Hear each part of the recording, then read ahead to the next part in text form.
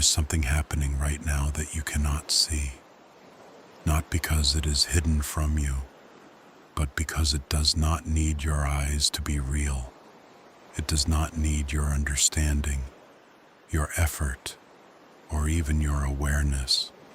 It is already moving right now in the places you have been carrying, in the spaces between your breaths, in the silence that has settled over this night. Something is shifting. You may have come to this moment worn, weighted by a week that did not resolve the way you hoped, by conversations that left residue on your chest, by questions that still do not have answers. Or maybe you came quietly, with nothing dramatic to report, just tired, just needing something you could not name. Either way, you are here, and here is enough, because what God does at night, He does not announce. He does not send a preview. He does not wait for your readiness. He simply moves. Think about the way a river moves in the dark. You cannot see it from where you stand, but the water is still going, still finding its course, still carving gently through whatever lies in its path. It does not stop because the light is gone. It does not pause because no one is watching. The river does not need an audience to do what it was made to do. And God does not need your wakefulness to work in your life. This is not a small thing. This is, in fact, one of the most quietly powerful truths about the nature of God. He works in the night. He has always worked in the night.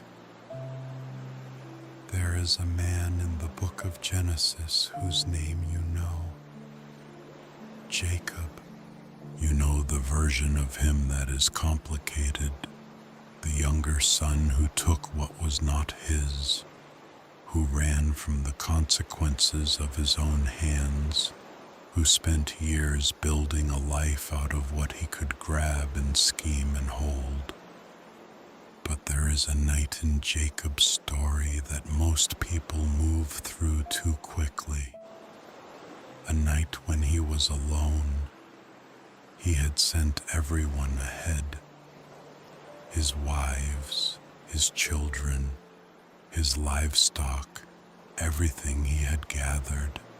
And he stayed behind, on the far side of the Jabbok River, alone in the dark. He did not know what was coming.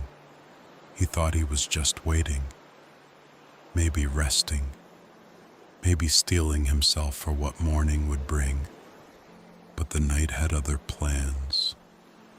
The scripture says that a man wrestled with him until the breaking of the day. Just that, just those words. No build-up, no warning, no explanation of where this figure came from. Just suddenly, Jacob was in a struggle he had not chosen, and he held on. All night, he held on. There is something in this that goes beyond the physical. Because Jacob, in that moment, was not just wrestling with a stranger in the dark. He was wrestling with everything he had been, with the fear of what he was about to face, with the weight of who he had hurt and what he had taken, with all the years of running dressed up as arriving. He was wrestling with himself. And he was wrestling with God. The figure touched the socket of Jacob's hip, and the joint was wrenched. Just a touch, not a blow, not a defeat, just a touch that changed the way Jacob would walk for the rest of his life. And still Jacob would not let go. He said, "I will not let you go unless you bless me." That line has stayed in the air for thousands of years, not because it is bold, though it is, but because it is so human, hurting, limping, and still holding on, still reaching toward the blessing, still saying, "I know there is something more here. I will not leave this place empty." And the blessing came. With it came a new name, no longer Jacob, the one who grasps. Now, Israel, the one who has wrestled with God and with men, and has overcome, not because he won the fight, but because he did not let go. What God moved in Jacob that night was not just his name. He moved the foundation of Jacob's identity. He moved the old story Jacob had been telling about himself, the one that said, "You are what you take, you are what you hold, you are what you can secure with your own hands." And in its place, something new was written, something that could not be grabbed or schemed into existence. A blessing that came from the night itself, from the struggle, from the wounding, from the refusing to let go. You may be in your own Jabbok tonight, not a river, but a threshold, a place between what was and what is coming, a night that feels longer than it should, a quiet that is not quite peace, not quite rest, but something that holds both possibility and weight in the same breath. And maybe, without knowing it, you have been holding on to something or to someone, not loudly, not dramatically, just not letting go. God sees that. He knows what it costs to hold on when the night is long. He knows the weight of the questions you carry into sleep. He knows the conversations you replay, the fears that surface in the dark when everything else has gone quiet. He knows, and he is not waiting for you to have it resolved before he moves. He is already moving, even now, even in the places where you feel most stuck, most uncertain, most like the same version of yourself that walked through last week and the week before. God is rearranging things you cannot see. There is a gentleness to the way he works at night that is different from the day. In the day, there is noise, there is demand, there is the constant pull of what needs to be done, said, decided, handled. But at night, the noise drops away, and what is left is just you and the presence that has always been there, the one that was there before the noise started, the one that will be there long after the noise fades again. Rest is not the absence of faith. This is important. Sometimes the most faithful thing you can do is close your eyes.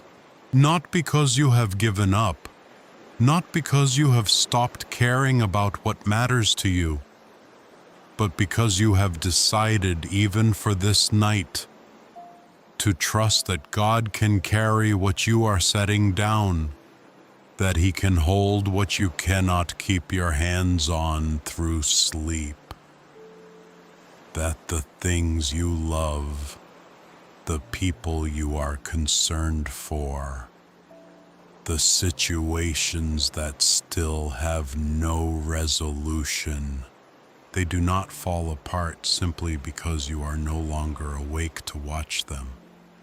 They were never yours to hold in the first place. This is the thing Jacob learned on the other side of that river. He walked away limping, but he walked away blessed. He walked away with a wound that would remind him every single step for the rest of his life that he had met God in the dark, and God had not abandoned him. The limp was not punishment. The limp was memory. The limp was the proof written into his body that the night had been real, that the struggle had been real, that the blessing had been real.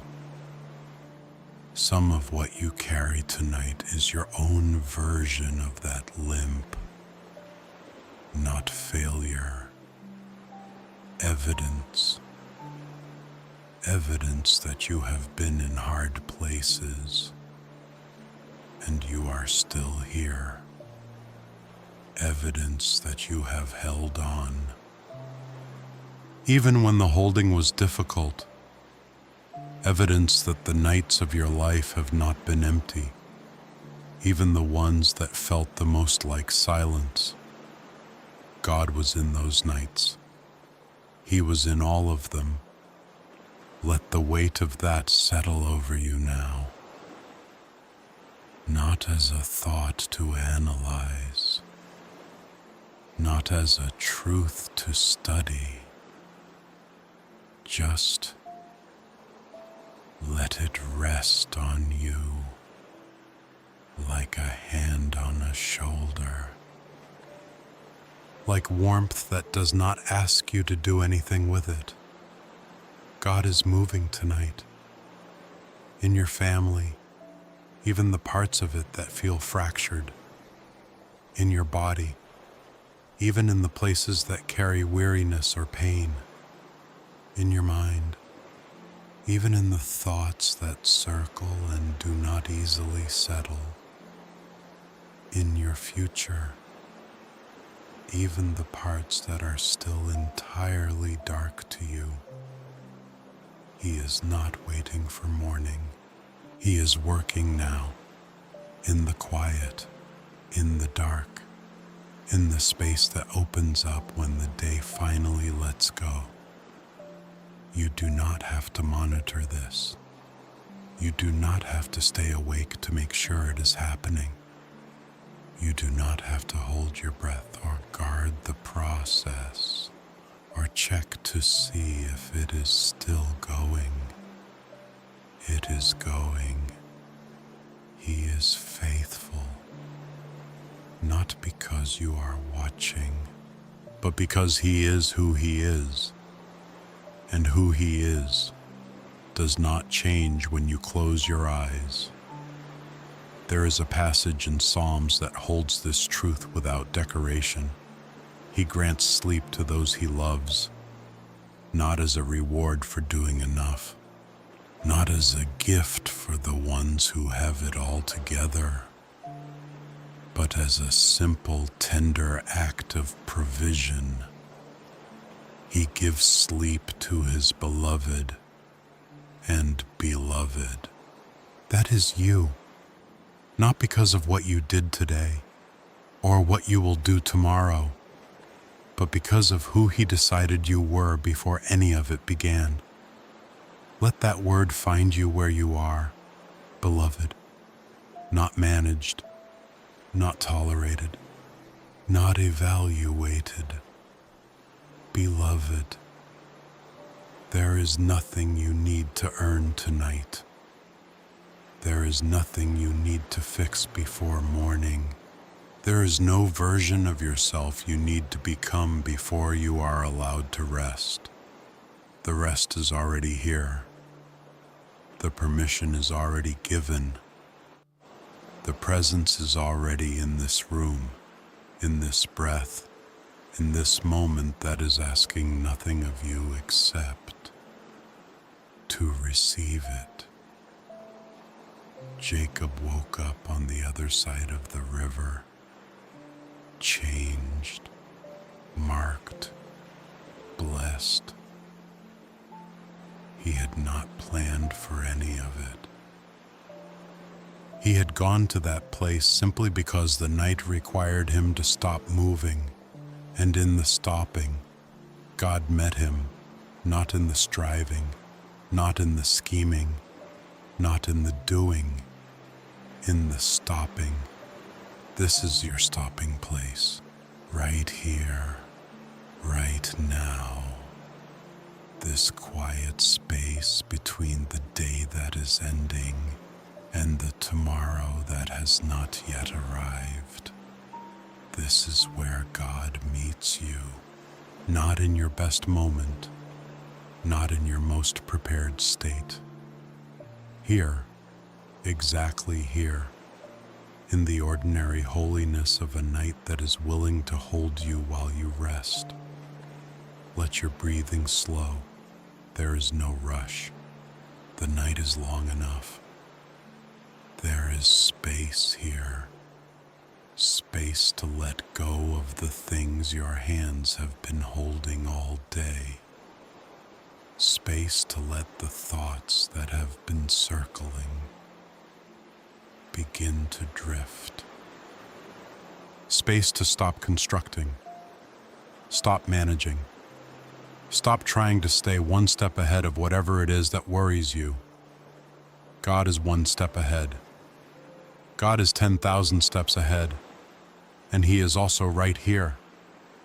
That is the kind of God He is, everywhere at once, and somehow still near, still close enough that His presence feels less like a doctrine and more like a warmth that has settled into the room, less like a statement about theology, and more like a hand that is steady beneath yours. You are not alone in this night. You have never been alone in the night. Even the nights that felt the most like solitude, the most like absence, the most like silence that had no bottom to it. He was there. Not loudly, not with explanation, but there, the way a lamp is there in a dark room, steady, not demanding your attention, simply present, simply offering light enough to know you are not in complete darkness. This is the light that does not go out at night, not the light that requires your effort to stay lit, not the light that depends on your faithfulness to keep burning. His light, the light that was there before the first morning of creation, and will be there long after the last one, the light that is simply His nature. And His nature does not rest while you rest. His nature does not pause while you sleep. His nature continues, moving, working, holding, covering. Let that be enough for tonight. Let the fact of His presence, His movement, His faithfulness working in the dark, let that be the last thing your mind reaches for before sleep takes you. Not a problem, not a plan, not a version of tomorrow that you need to arrange in advance. Just Him, just the quiet certainty that God is already there in whatever tomorrow holds. and he was already here in everything today carried, and he is here now. The river does not stop. The presence does not lift. The work does not pause. And you are allowed to rest. Let your body settle into whatever is beneath you. Let the weight of the day release, muscle by muscle, breath by breath. There is nothing you need to hold right now. Nothing. Every concern you carried today, every worry that followed you through the hours, every uncertainty that sat with you at the table and walked with you through the rooms of your life, you can set them down right here, right now, in this moment that is asking nothing of you except the willingness to let go. God is moving in the things you set down tonight. He is moving in the people you love who are also somewhere lying in their own darkness tonight. He is moving in the situation that has no visible path forward. He is moving in the grief that has not yet finished its quiet work in you. He is moving in the hope that flickers low but has not gone out. He is moving. He is not waiting for daylight to begin. He began long before this night started, and he will still be moving long after morning comes. This is not the beginning of his work. This is just the moment you are finally still enough to feel it. Let that stillness deepen now. There is no destination tonight, no arrival you need to reach, no state of perfect peace you need to manufacture before you are allowed to sleep. Sleep comes to the beloved, and the beloved does not have to earn the night. The night is a gift. Every night is a gift. Not just the easy ones. Not just the ones that come after good days. Every night, the offer of sleep, of release, of a few hours where the weight lifts and the body does what the body was made to do. This is grace, ordinary, reliable, nightly grace. Receive it, not with effort, not with gratitude that requires words, just receive it. The way you receive warmth from a fire, simply by being near it. The way you receive the quiet of a still room, simply by being in it. You do not have to do anything with the gift to accept it. You just let it come. God is moving tonight, and you are resting in the one who moves. That is enough. That has always been enough. Let the breath come slowly now. Let the thoughts that still want to surface come and pass. You do not have to follow them. You do not have to solve them in the dark. They will still be there if they need you. But tonight, they do not need you. Tonight, nothing needs you. Tonight, you are simply held. Held by the one who made the night, who called the darkness good before you were ever there to see it, who set the stars in place not as decoration, but as quiet testimony, as the universe's own way of saying, even in the dark, I am here. Even in the dark, I have not left. Look at the ceiling or close your eyes. Either way, He is near. Either way, He is moving. Either way, you are covered. This night belongs to Him, and you belong to Him, and belonging to Him means the night is safe, not because nothing hard will ever come, but because nothing hard will ever come without Him already being there ahead of it. Rest, deep, unhurried, unguarded rest, the kind that comes when you finally believe, even for tonight, that you do not have to be the one who keeps everything together. He is keeping it. He has always been keeping it. You were only ever asked to trust, and tonight, trust looks like this: closed eyes, a slow breath, a body that is willing to stop, a mind that is letting the last thought be. God is moving, and I am resting in Him. Let that be the last thing. Let everything else go quiet around it. Let the night do what the night was made to do, and let Him do what only He can do. He is moving, even now, especially now, in the quiet, in the dark, in you. Rest.